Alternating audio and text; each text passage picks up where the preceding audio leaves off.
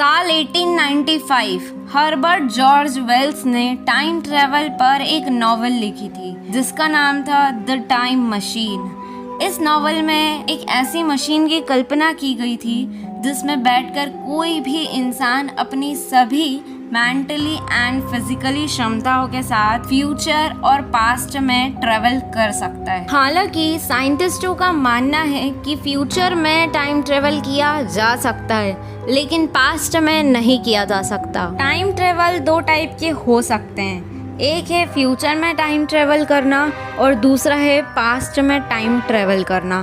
तो पहले फ्यूचर वाले टाइम ट्रेवल की बात करते हैं। फ्यूचर में टाइम ट्रेवल करने की जो साइंटिफिक थ्योरीज हैं वो है अल्बर्ट आइंस्टाइन की थ्योरी ऑफ स्पेशल रिलेटिविटी।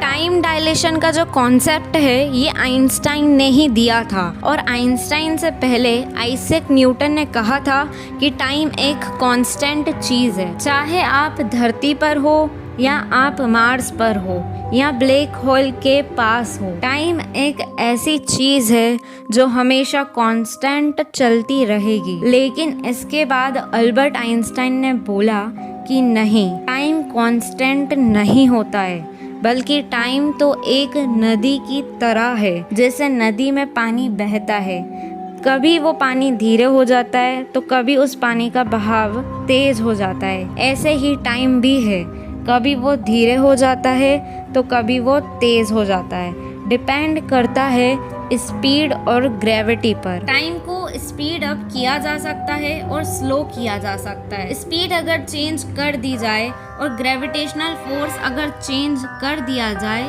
इसी चीज को कहा जाता है टाइम डायलेशन। इसको एक बार प्रैक्टिकल से समझो। मान लो आपके पास दो घड़ी हैं। एक घड़ी को मैं अपने पास रख लेती हूँ, मतलब ज़मीन पर ही रख लेती हूँ, और दूसरी घड़ी को मैं एरोप्लेन में भेज देती हूँ और वो एरोप्लेन पूरी धरती का एक चक्कर लगाता है और वापस आकर लैंड कर लेता है। अब इन्हीं दो घड़ियों को अगर कंपेयर करेंगे, पहले इन दोनों क्लॉक्स में सेम टाइम दिख रहा था, लेकिन अब जो क्लॉक एरोप्लेन में थी उसका टाइम कुछ नैनो सेकंड पीछे होगा। दोनों घड़ी सेम टाइम नहीं दिखाएगी क्योंकि एक घड़ी ज़्यादा स्पीड से ट्रेवल करने लग रही थी तो उसमें काइनेटिक डायलेशन हुआ। ये एक्सपेरिमेंट रियल में हुआ था।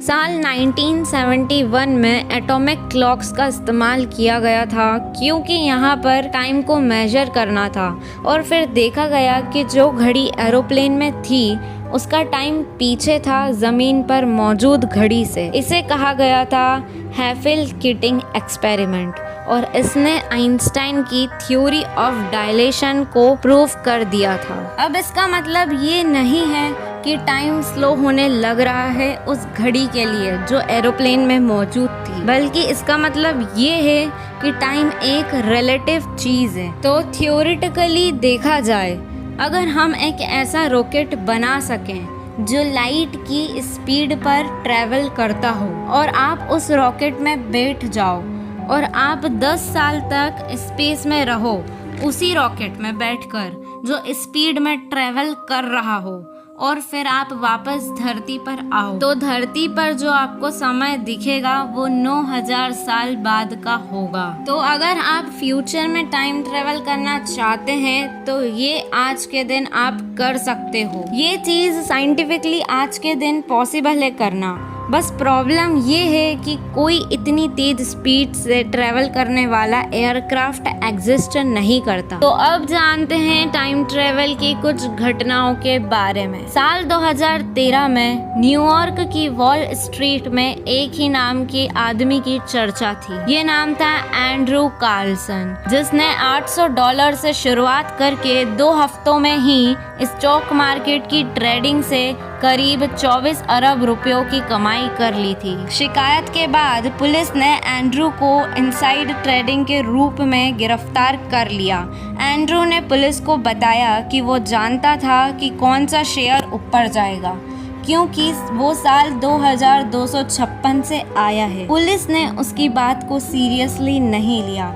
उस पर केस चलता रहा और करीब 1 महीने बाद वो जेल से छूट गया। इसके कुछ ही दिनों बाद वो व्यक्ति गायब हो गया और उससे जुड़े कई सबूत या रिकॉर्ड नहीं पाए गए। टाइम ट्रैवलर से जुड़ी तस्वीरों के मामले में ये अब तक की सबसे सर्टिफाइड फोटो मानी जाती है। ये फोटो साल 1941 में ब्रिटिश कोलंबिया के साउथ फ्रॉग ब्रिज के उद्घाटन के दौरान ली गई थी।